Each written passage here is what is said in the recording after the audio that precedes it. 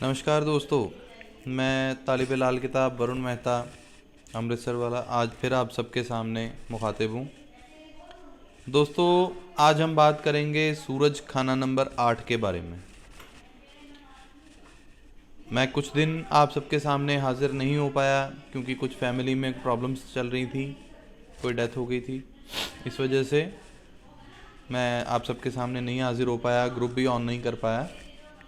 लेकिन आज से बाद फिर हम उसी तरह से रोज़ के रोज़ का सिलसिला शुरू करेंगे। दोस्तों, सूरज खाना नंबर 8 को शुरू करने से पहले मैं आप सबका बहुत बहुत थैंक्स करना चाहूँगा कि जो लोग रेगुलर मेरे वीडियोस देख रहे हैं, कमेंट्स कर रहे हैं, लाइक कर रहे हैं, शेयर कर रहे हैं, उन सबको मेरा बहुत बहुत थैंक्स। मेरी हौसला अफजाई हो रही है। आप प्लीज़ मुझे कमेंट सेक्शन में कमेंट करके ज़रूर बताते रहिए कि मैं अपने वीडियोस में किस तरह के चेंजेस लाता रहूं।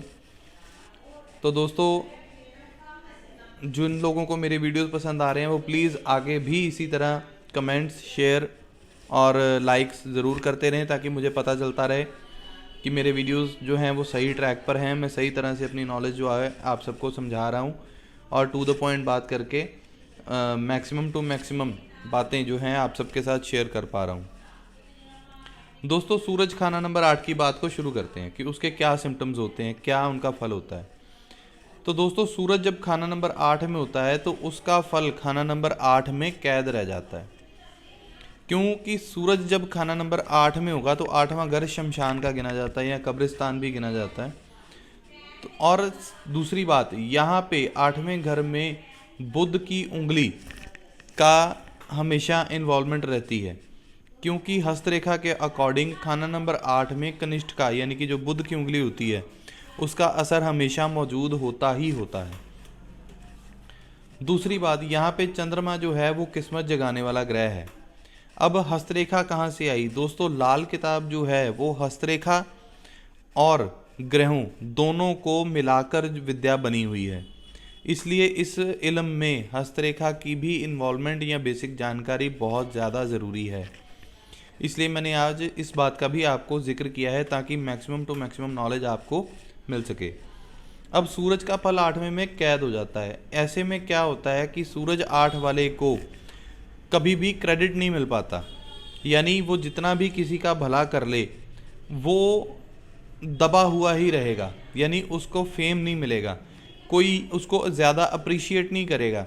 वो अपने रिश्तेदारों के लिए, अपने दोस्तों के लिए, अपनी फैमिली के लिए जितना मर्जी सोच ले, लेकिन उसकी फैमिली को यही रहेगा कि ये हमारे लिए कुछ नहीं करता या ये हमारे लिए कुछ नहीं सोचता, या इस बंदे ने अपने किसी दोस्त का भला कर दिया या बिजनेस में किसी को फ़ायदा पहुंचा दिया, तब भी उसके लोग जो हैं, जो उसके लिंक्स वाले हैं, जो उसके रिश्तेदार हैं या जिसको भी उसने फ़ायदा पहुंचाया, वो कभी भी उस बंदे को अप्रिशिएट नहीं करेंगे। यानी ऐसे बंदे के जो एफ़र्ट्स होते हैं उनका रिवर्ट इस बंदे को नहीं मिल पाता। इस बंदे के एफ़र्ट्स को कोई अप्रिशिएट नहीं करता। इसलिए कई बार ऐसे लोग डिप्रेशन तक में चले जाते हैं कि यार मैंने इस बंदे का इतना भला किया लेकिन इसने मेरी कदर ही नहीं करी। ये एक बड़ी कॉमन प्रॉब्लम होगी सूरज 8 वालों के लिए। और जिन लोगों का सूरज 8 होने के वक्त बृहस्पति ठीक होगा वो कहेंगे कि कोई बात नहीं, नहीं की तो नहीं की, परमात्मा तो देख ही रहा है। ऐसे सोच बन जाती है सूरज 8 की। दूसरी बात, जो एस्ट्रोलॉजर हैं उनको मैं ख़ास तौर पे बता दूं कि जिन लोगों की कुंडली में सूरज 8वें घर में होता है उन सूरज 8 वालों की कुंडली ज़्यादा एक्सप्लेन नहीं की जा पाती, यानी कि उसका फल जो है वो कैद ही रहेगा। इसलिए उनकी बातें ज़्यादा आप रिवील नहीं कर पाओगे।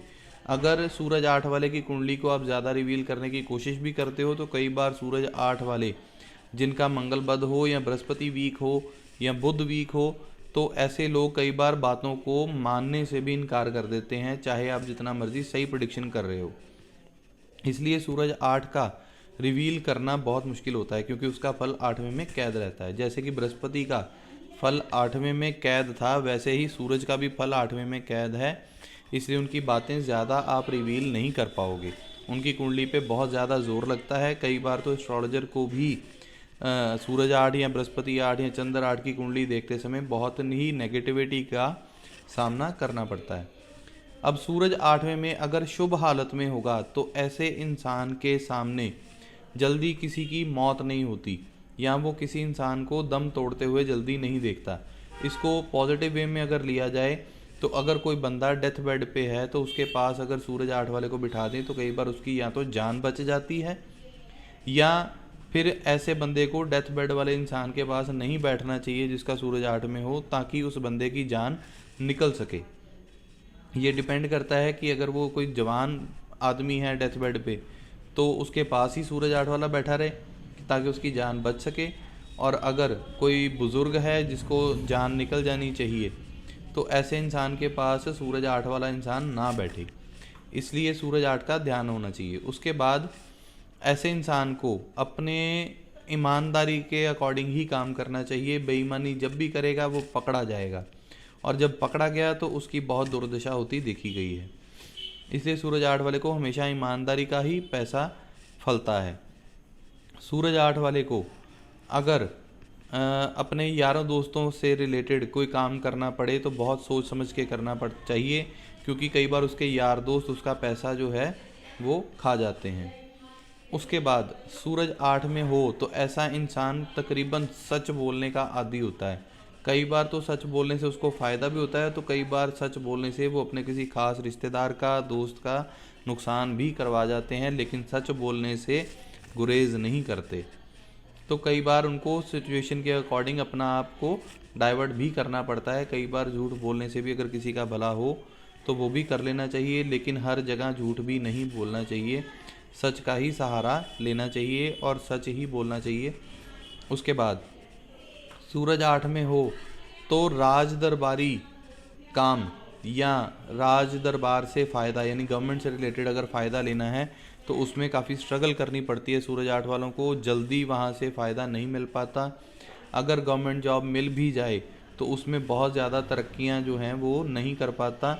हाँ, अगर सूरज को उसके मित्र ग्रहों की बाहर से कहीं सपोर्ट मिल जाए या उनको फेवर मिल जाए तो सूरज 8 वाला गवर्नमेंट से रिलेटेड फ़ायदे ले भी जाता है। कई बार तो सूरज 8 होते हुए भी इंसान मिनिस्टर तक बनते हुए देखे गए हैं। अब सूरज 8 और क्या कर सकता है? सूरज 8 कई बार फैमिली में पाइल्स की प्रॉब्लम भी क्रिएट कर देता है। पाइल्स की प्रॉब्लम इसलिए क्योंकि 8वां घर मंगल का भी है, 8वां घर हमारे पिछले गुप्तांग भी हैं, और सूरज जो है वो एक फायरी प्लैनेट है, यानी कि आग है।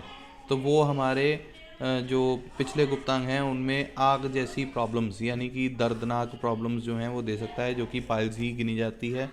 या इस तरह की कोई एक फिशर्स प्रॉब्लम आती है, वो भी होती हुई देखी गई है। सूरज 8 हो तो कई बार माथा इंसान का छोटा होता है और उसको माथे पे बाल ढके रहते हैं, जो कि उसको शुभ फल नहीं देता। इसलिए सूरज 8 वाले को कभी भी अपना माथा जो है वो बालों से कवर्ड नहीं रखना चाहिए। उसका जितना हो सके उतना माथा दिखना चाहिए प्रॉपर, ताकि उसको फेम जो है वो मिल सके। तो दोस्तों, ये सूरज 8 के कुछ बेसिक कॉन्सेप्ट्स या बेसिक सिम्टम्स मैंने आपको बताए हैं, जो कि काफ़ी यूज़फुल आपके लिए सिद्ध होंगे। और इसकी रेमेडी के तौर पर इंसान को सूरज को तांबे के लोटे में मौली बांधकर उसमें थोड़ा सा सिंदूर डालकर, थोड़ा मीठा डालकर जो है सूर्य, चढ़ते हुए सूर्य को अर्घ देना चाहिए। चढ़ता हुआ सूरज यानी राइजिंग सन को अर्घ देना चाहिए, चढ़े हुए सूरज को नहीं। इसलिए सुबह जल्दी उठना पड़ेगा, ऐसी रेमेडी करनी पड़ेगी। उसके साथ मुंह को मीठा डाल के पानी पी के फिर ही काम शुरू करे, ताकि जिससे ज़्यादा सूरज स्ट्रांग हो सके उतना बेटर। सूरज 8 में अगर खराबी दे रहा हो तो कई बार तांबे का एक कॉइन गटर में भी फेंकवाया जाता है 100 दिन के लिए। लेकिन इस उपाय को करने से पहले अच्छी तरह से आपके हॉरोस्कोप की एनालिसिस ज़रूरी है, वरना ये वाली रेमेडी आपको फ़ायदे की जगह नुकसान भी दे सकती है। इसलिए करने से पहले अपनी हॉरोस्कोप को अच्छे से एनालिसिस करवाएं। उसके बाद सूरज 8 हो तो अगर कारोबार में दिक्कत आ रही है, बिज़नेस में हैं, तो ऐसे इंसान को कांच के मर्तबान में 800 ग्राम गुड़ भर के वीराने में दबाना फ़ायदे दे सकता है। और इसके अलावा पिता का आशीर्वाद लेते रहें, बंदरों को गुड़ चने देते रहें, तो इससे भी सूरज को जो फेवरेबल जो हैं रिज़ल्ट्स आपको मिल सकते हैं। तो दोस्तों, इन्हीं सब रेमेडीज़ के साथ मैं आपको ये बताना चाहूँगा कि बहुत जल्द दिल्ली में ग्रामर की क्लासेस का सेकंड बैच शुरू होगा। इसके लिए जो भी लोग सीखना चाहते हैं वो अपनी रजिस्ट्रेशन मेरे नंबर पे कांटेक्ट करके करवाएं। उसके साथ साथ जो लोग हॉरोस्कोप एनालिसिस कराना चाहते हैं या मेरे से ऑनलाइन पैकेज कोर्स करना चाहते हैं वो भी मेरे नंबर पे कांटेक्ट कर सकते हैं। और जो दिल्ली में मिल के अपना एनालिसिस कराना चाहते हैं वो भी मेरे नंबर पे कांटेक्ट कर सकते हैं। और जो लोग वीडियो से रिलेटेड कुछ क्वेरी क्लियर करना चाहते हैं वो मेरे डिस्क्रिप्शन बॉक्स में, इस वीडियो के डिस्क्रिप्शन बॉक्स में एक यूट्यूब कह रहा हूँ, व्हाट्सएप का ग्रुप लिंक गिवन है। वहाँ से वो लोग उस ग्रुप को ज्वाइन करें, जो कि रात शाम को 7 से 8 बजे तक ग्रुप ओपन किया जाता है। उस ग्रुप में आप लोग अपनी क्वेरीज क्लियर कर सकते हैं। तो इन्हीं सब बातों के साथ मैं आपसे विदा देता हूँ और सूरज 9 के बारे में हम लोग कल डिस्कस करेंगे।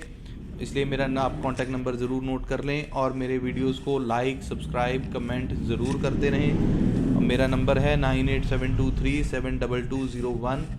आज के लिए इतना ही। कल हम फिर सूरज 9 के साथ आप सबके सामने मैं आपके हाजिर हो जाऊंगा। आज के लिए इतना ही। Have a good day. Bye bye.